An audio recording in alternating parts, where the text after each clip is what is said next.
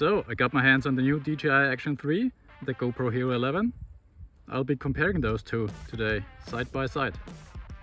I'm in a bike park right now, taking the gondola lift up. There's my bike right in front of me. I'll be doing some laps with the cameras side by side. I'll be running the same track all day to have the most consistent testing possible. As some of you may know, I've been filming with the DJI Action 2 all year, which I've been very happy with. But there are also things I'd like to step up for next year. Some things I'd like to improve on the camera, like the ease of use and the exposure in some scenarios, like in these videos up on the screen right now. So I'm trying to see if the Action 3 is actually a step up and how it compares to the Hero 11. When you see this, I will have decided which one to go for, and this comparison video should provide you with the raw footage to make your own judgment. I will include my decision at the end if you want to hear it. For all but the first lap, I got them set up in my base settings. I'll put them up on the screen right now, so feel free to pause. And I also got 2 links to my website where I also explain what each of those settings does, so you can change it to whatever you like. Now enough of me talking, let's get it going. I'm at the top of the roughest trail around here, and this will be my test track today. Right now both these cameras are set in fully automatic video settings. This is what you get when you take them out of the box and don't change anything. So I picked this track because, as you can see, it got sunny open fields, completely shaded woods, and something in between, the most difficult lighting conditions for an action camera, which is tree shade with a couple of sun patches. So it will be a good test for both of these. Camera 1 is the DJI Action 3, camera 2 is the GoPro Hero 11. First lap, fully auto settings. This chest rig is actually pretty flapping around. Okay.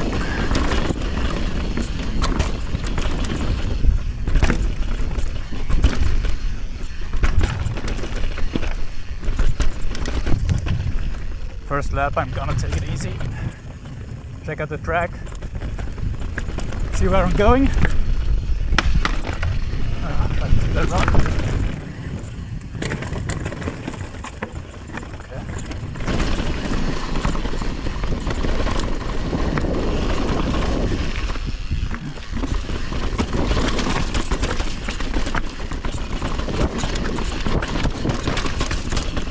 Oh wow. Yeah. Let's save that for lap 2.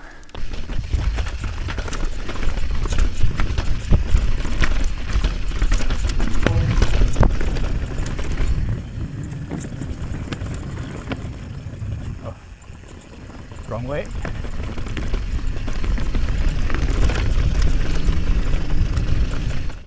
Okay. Auto balance. Auto white balance. Oh. Is now locked. And the built-in wind noise reduction is on.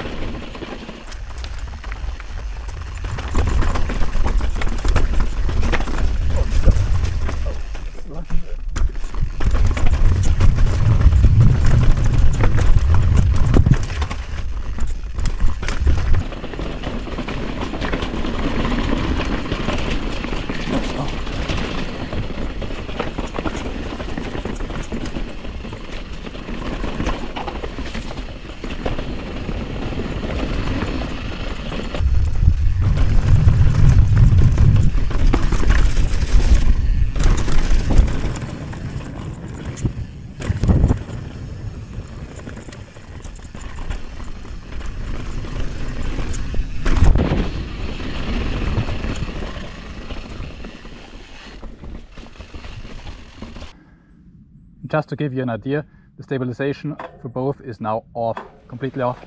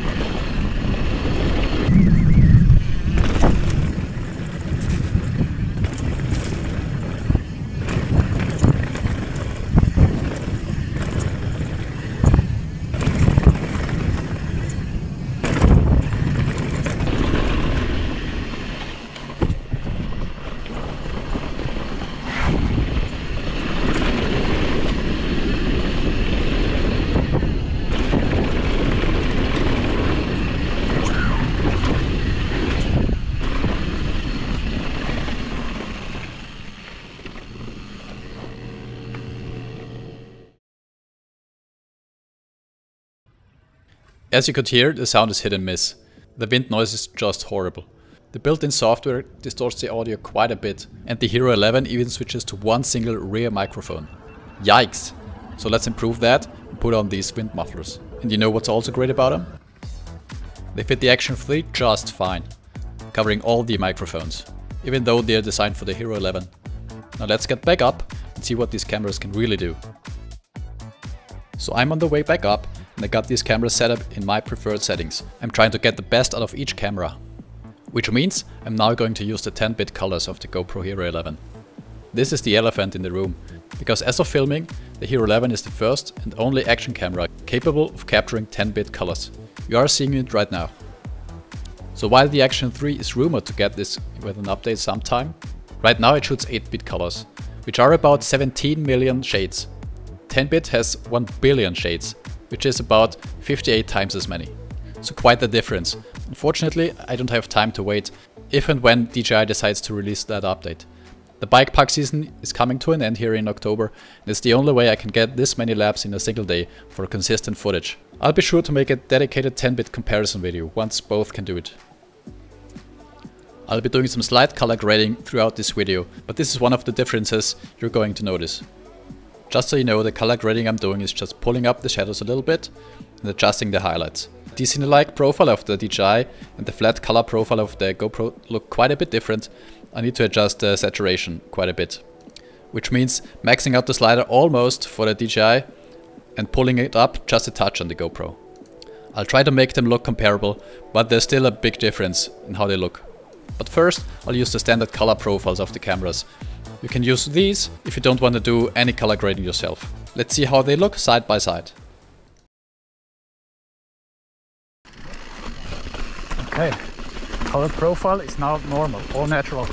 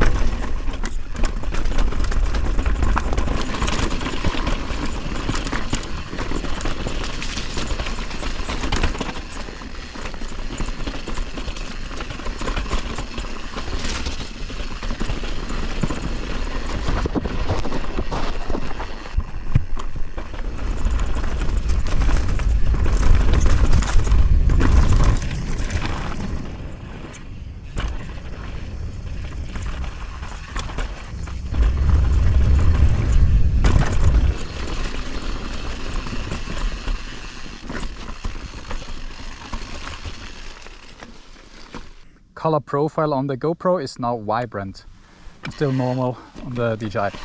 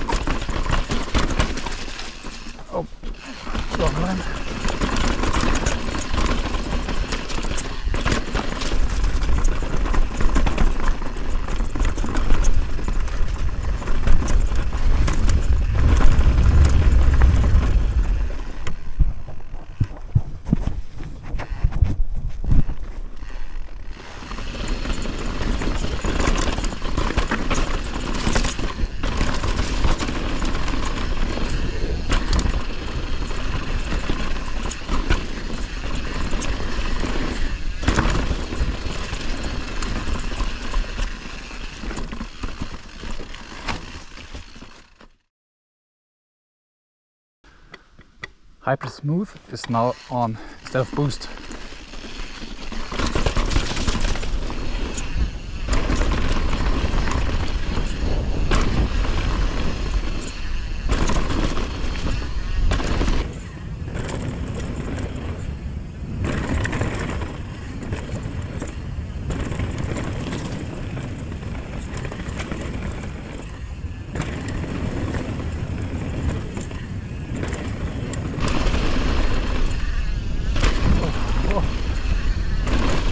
Yeah, geez.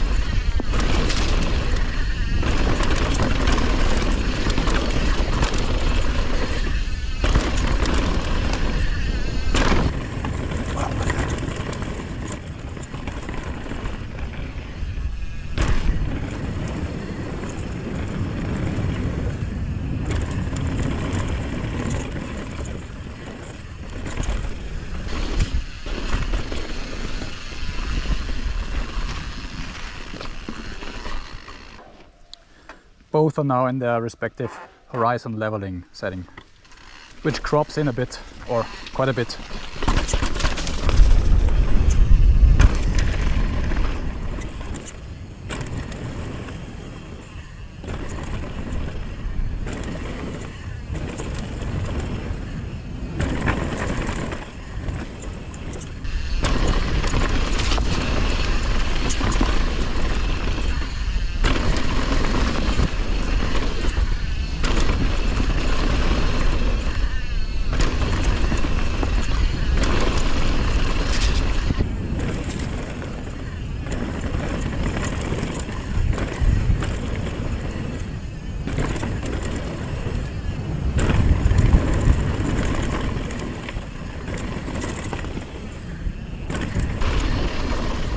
So as you could see, you're probably better off using a gimbal for this effect. The horizon balancing on these cameras can only be used with the smallest field of view, which feels slow, boring, and half the handlebars missing on a mountain bike. However, it could be used for a stable follow cam, so we found another track that had a lot of berm turns to get some lean angle on, and gave that a try.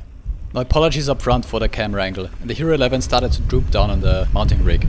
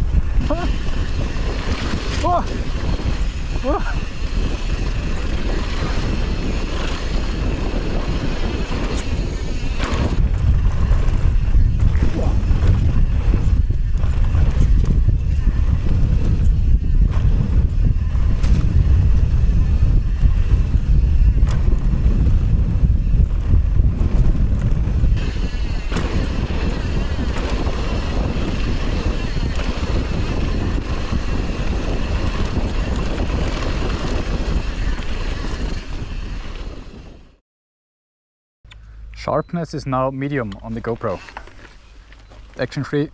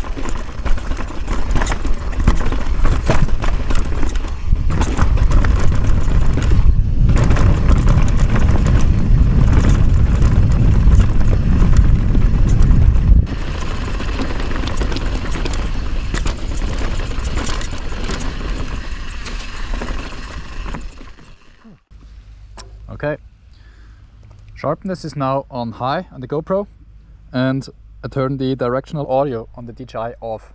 I have no idea what it does, but let's hear it.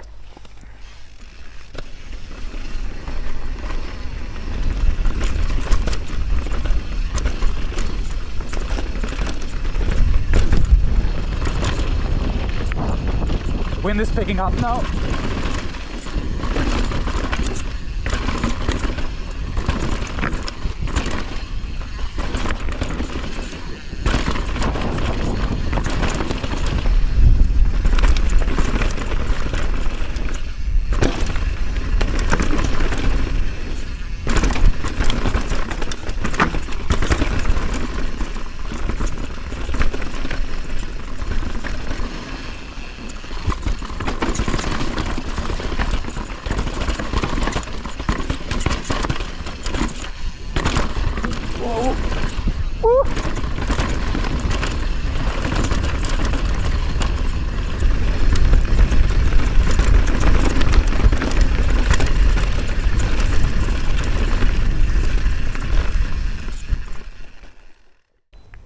Field of view is now wide on both.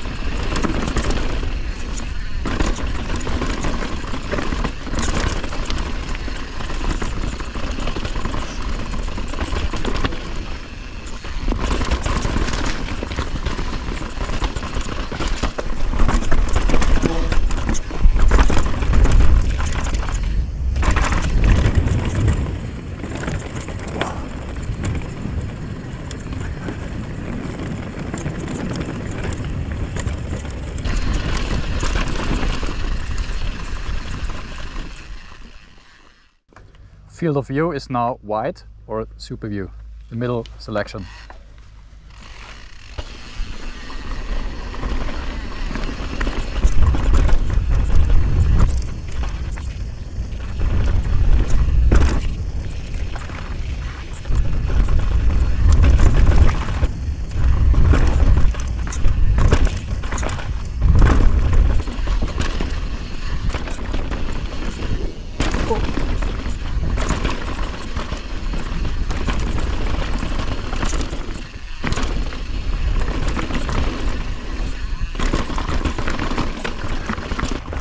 Still don't know where I'm going.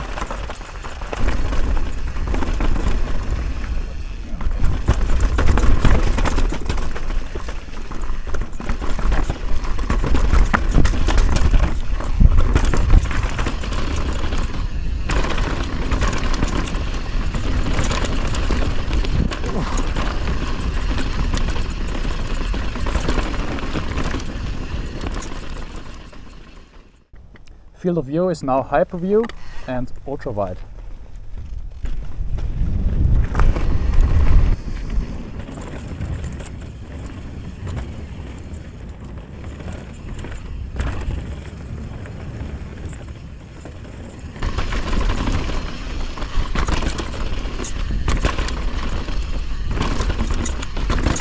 Oh wow. That was not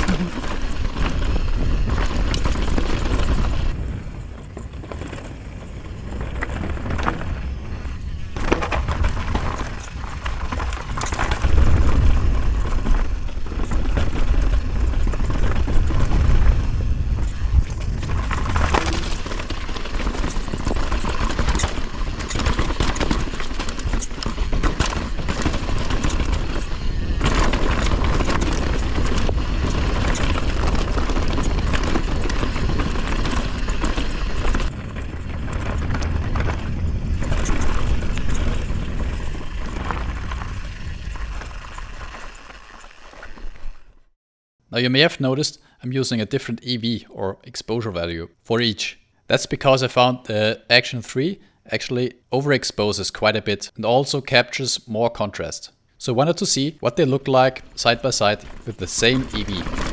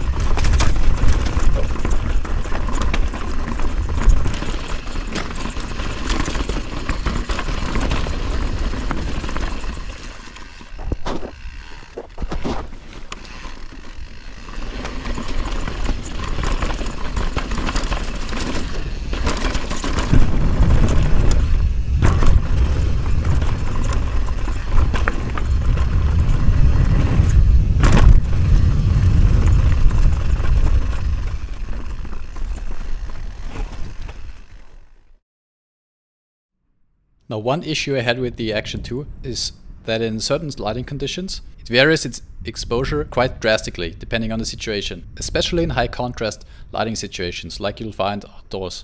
And the Action 3 is apparently doing the exactly same thing, which I was hoping it would not. And here I found a way to isolate what it's doing compared to the HERO11.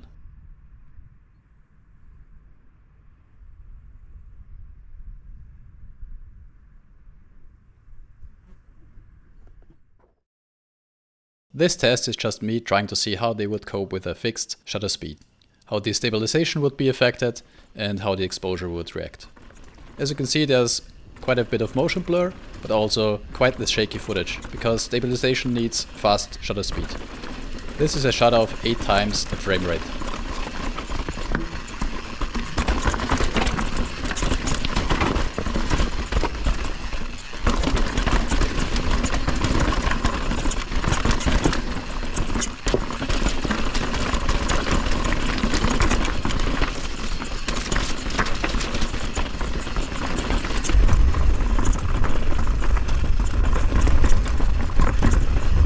Way better.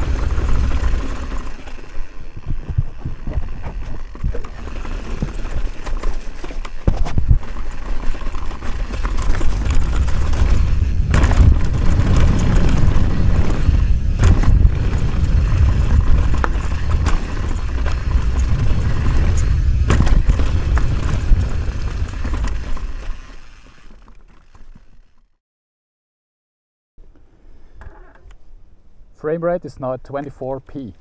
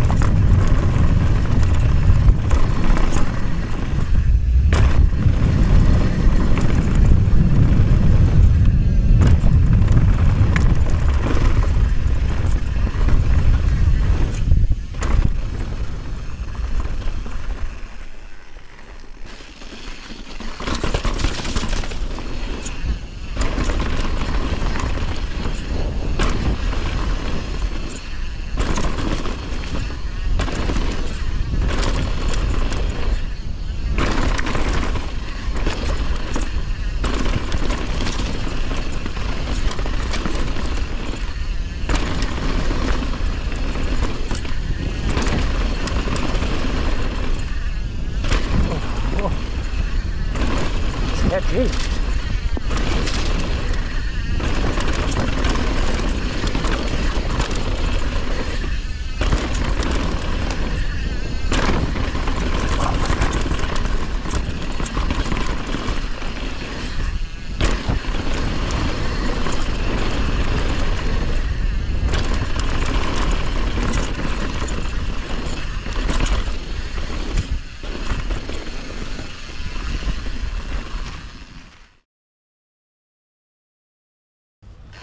Okay, 60 FPS. Let's go.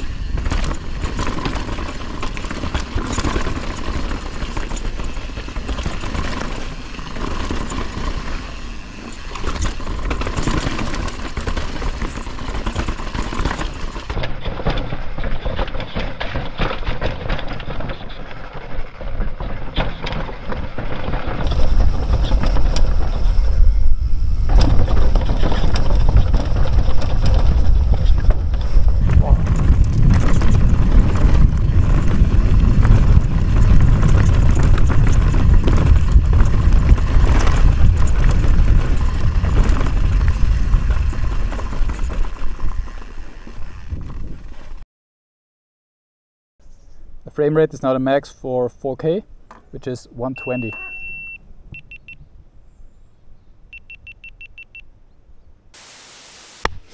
Okay, take 2. Frame rate at 120.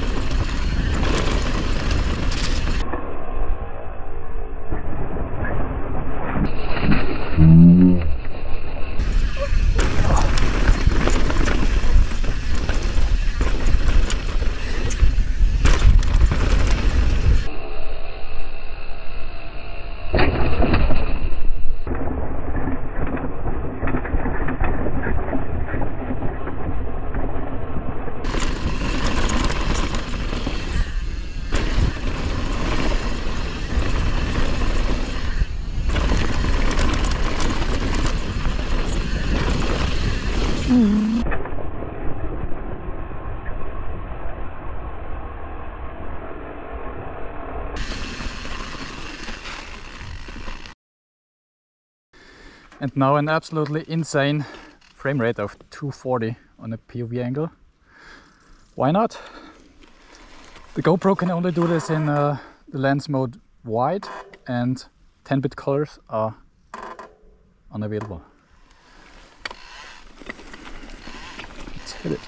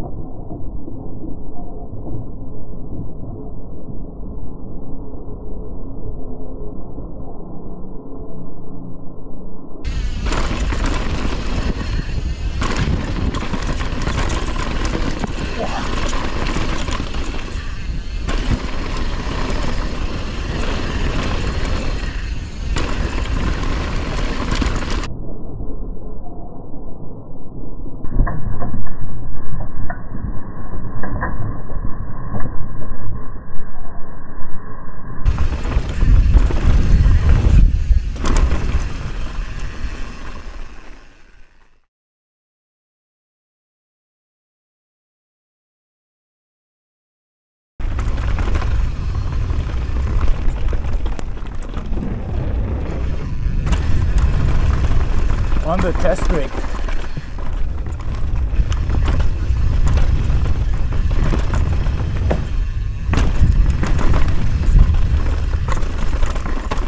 It's dark?